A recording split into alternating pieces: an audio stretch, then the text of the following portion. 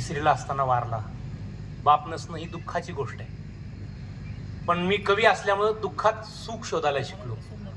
माझा बाप काळा होता. एखादा काळा माणूस दिसला की मला असं वाटतं की याला आपला बाप पण ह्या काळ्या माणसासारखा दिसत होता की काय. म्हणजे दुःखात सुख शोधायला शिकलो. त्याची ही छोटी कविता, एकदम लहान.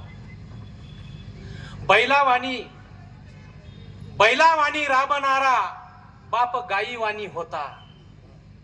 बैलावानी राबणारा बाप गाईवानी होता. हात त्याचा खरबुडा पण आईवानी होता.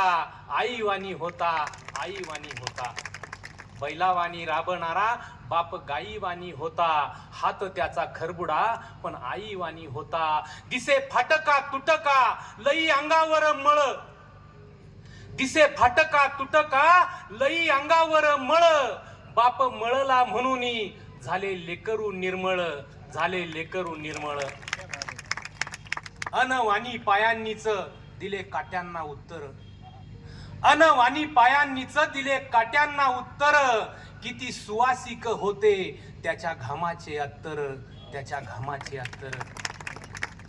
उन्हामध्ये जळून या त्याचे काळे झाले अंग.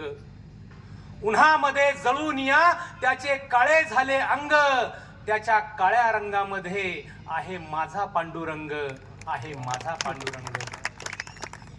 बाप नापास शेतांना पास करीत राहिला.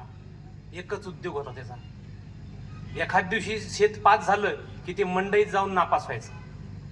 बाप नापास शेतांना पास करीत राहिला. शेणा मातीच्या शाळेत त्याचा नंबर पहिला. त्याचा नंबर पहिला. काबाडाचा कारभारी बाप धसकटाचा धनी. काबाडाचा कारभारी बाप धसकटाचा धनी. तरी त्याच्या बिवडात झाली माही आबादानी. झाली माहे आबादानी. लहानपणी मी त्याला वही मागितली होती. तिसरीला असताना त्यांनी दिली नाही मला. आत्ता मला कळतंय की त्यांनी का दिली नाही वही. म्हणून मी असं लिहिलं. मह्या नव्या वहीसाठी बाप भिजला घामानं. मह्या नव्या वहीसाठी बाप भिजला घामानं. त्याची मळालेली बंडी मला ध्वजाच्या समान. मला ध्वजाच्या समान.